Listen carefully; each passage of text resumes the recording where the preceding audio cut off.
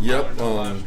Got to work yesterday and put that game to bed, and started on Kentucky yesterday afternoon, and have immense respect for Mark. He and I have grown to be really good friends. He's one of the best in the business. He's done a tremendous job at Kentucky over the time he's been there. His teams are always very disciplined, very physical. That's a really tough place to play. When you go there, as you can see from every time we've played there, it's been really tough. So a lot of excitement playing an SEC opponent on the road.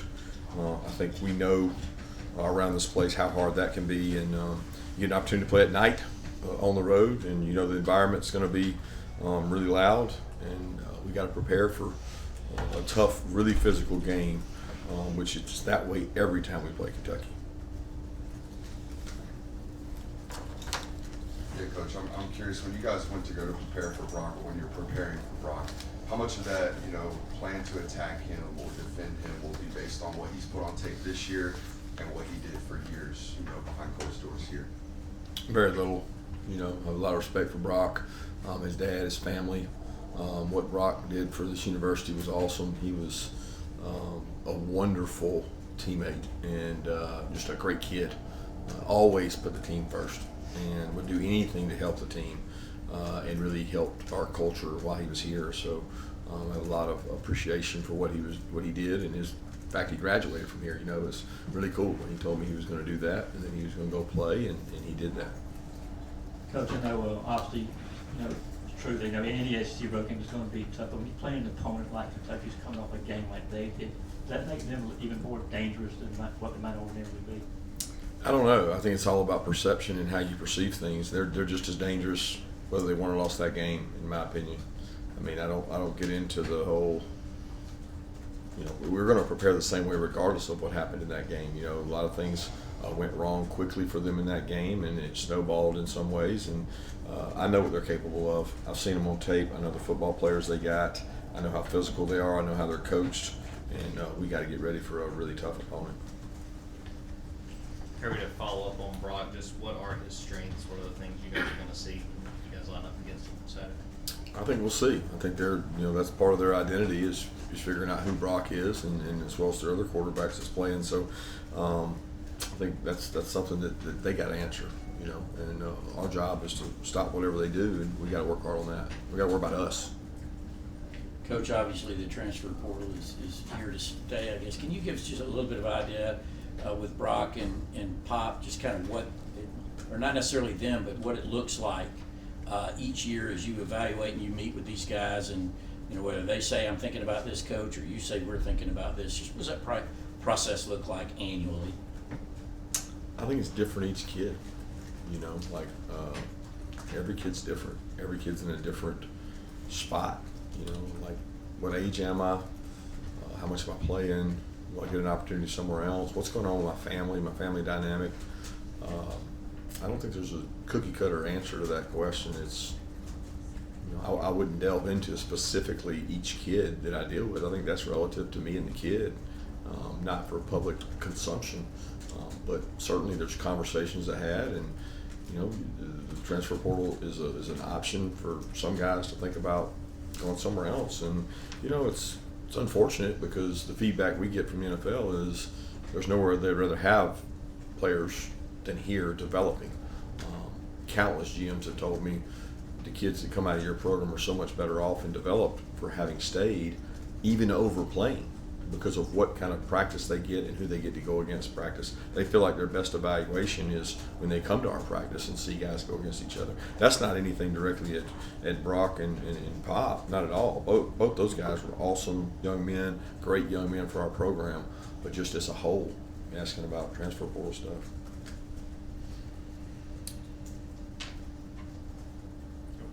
Coach, what is it that Kentucky does so well that makes it a challenge for you guys when you go up there each time? Physical. So you play defense, you have physical lines of scrimmage, you have huge people on the offensive and defensive line, and you're hard to move the ball on. So the environment they create is very good. They got great fans, they got a great stadium, they've reduced their stadium to have more premium seating, so they actually get less people in, but they're louder when they're there, they're passionate. They play really hard.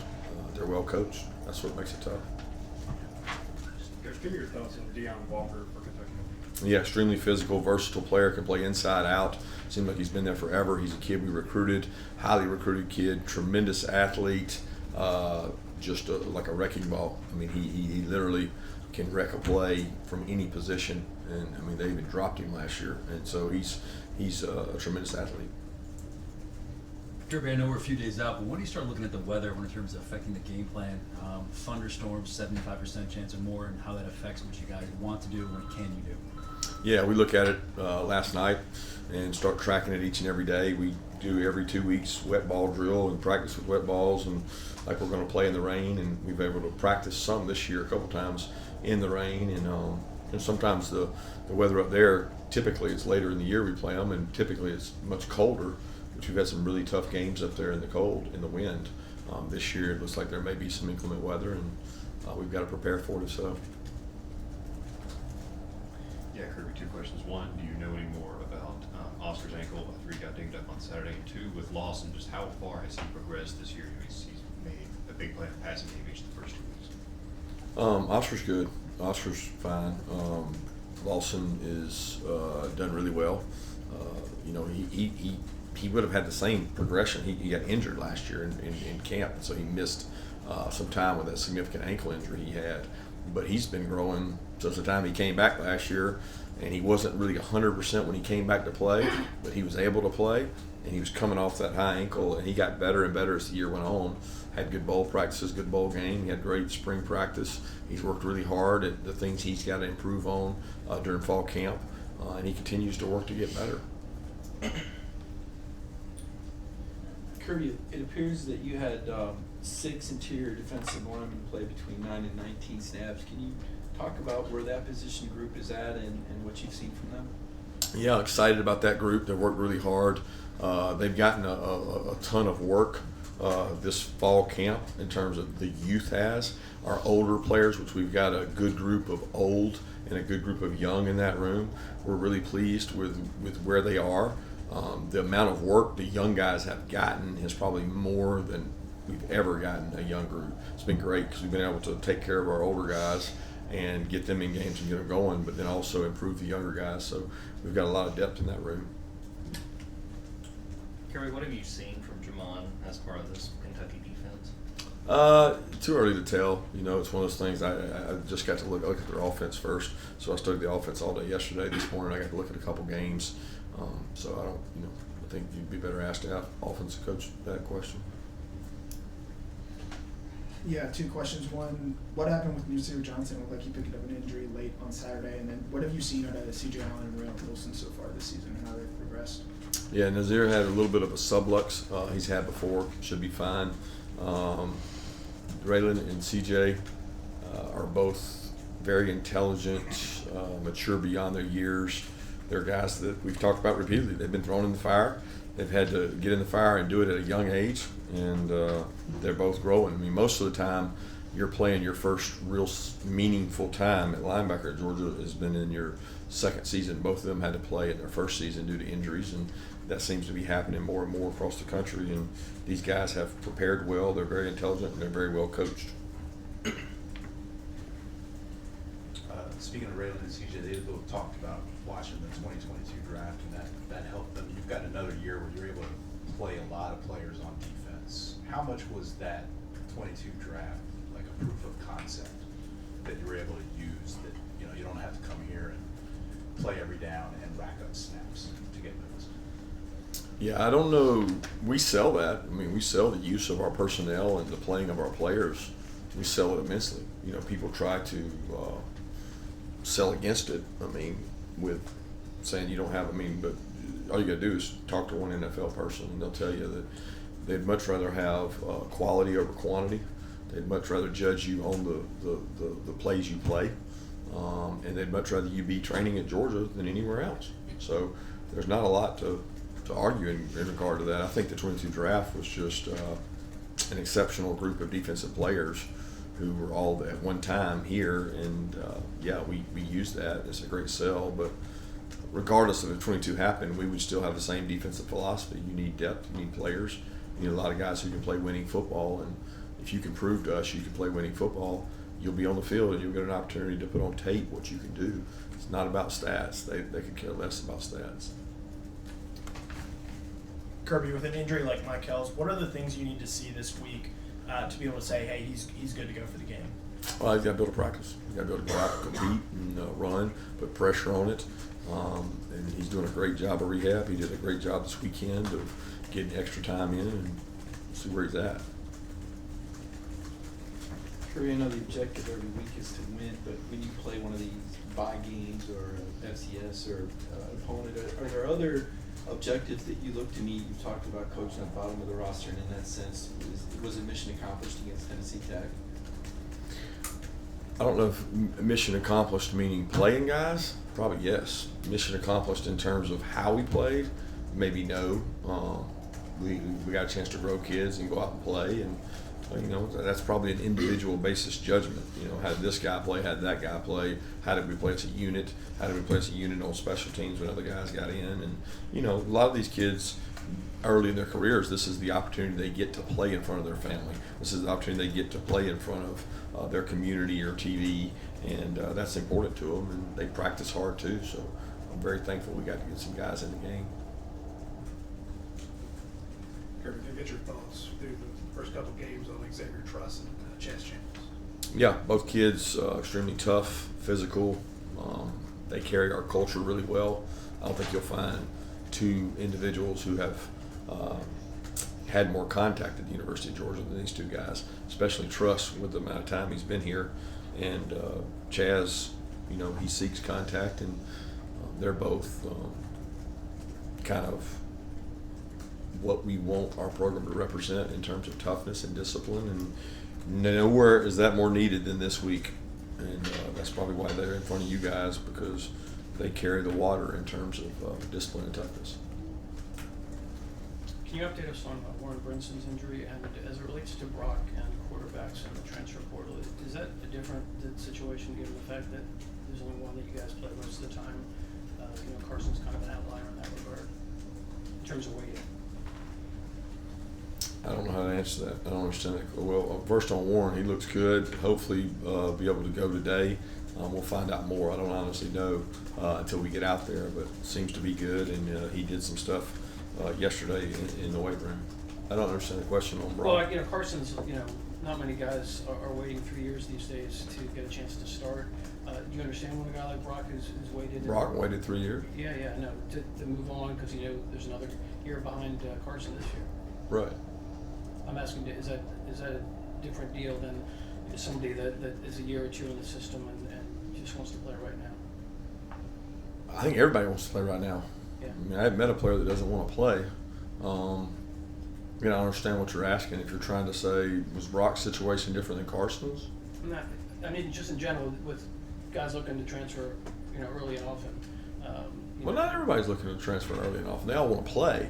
They don't all want to transfer. I think that would be a generalization that's not there.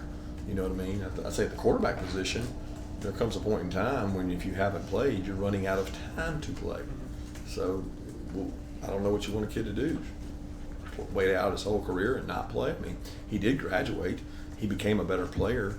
He certainly feels that he had a great experience at Georgia and 2 national championship rings. So I think that's a positive more than it is any kind of negative. Coach, what's your evaluation of Anthony Evans as a punt kick returner, and how has his progress that translated to the wide receiver position? Well, Anthony is, number one, tough. He's aggressive. He has a lot of confidence in his return skills, and he has a lot of confidence in his receiver skills. He has worked really hard at 2 positions in our offense, both the slot and the Z. With some receiver injuries through camp and just not a lot of depth, he worked at 2 positions. First of all, to play those 2 positions in our offense, you have to be extremely smart. And he's gone out there and done a great job of repping at Z and F. I'm really proud of what he's done there. He's had a bigger impact on the games as a returner, and he works really hard at that. He takes a lot of pride. I'm hard on him as a returner because I have a high standard of what that position in decision making should be. He's extremely aggressive, and I want him to keep being smart with the ball.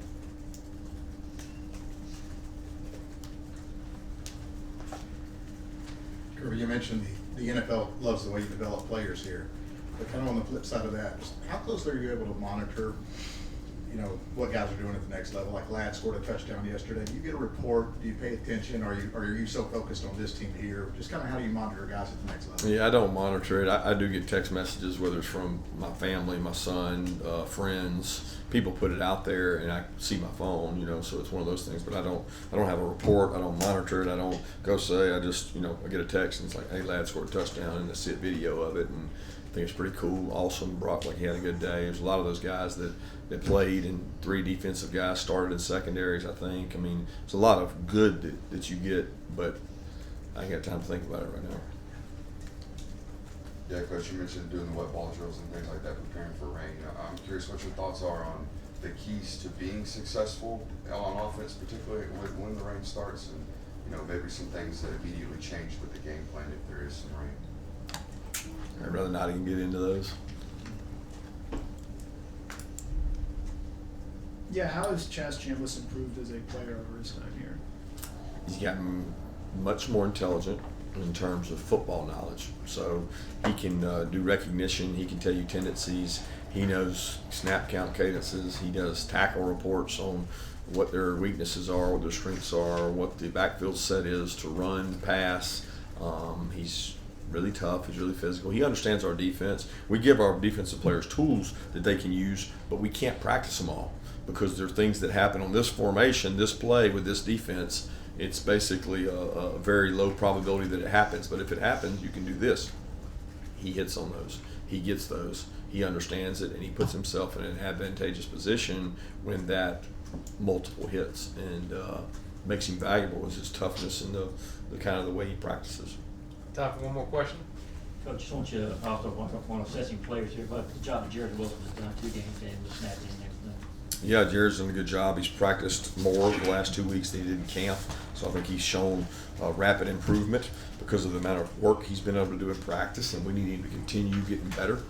We need Jared to be a leader, and the center has to make a lot of decisions on our offensive line. Thank you, Coach.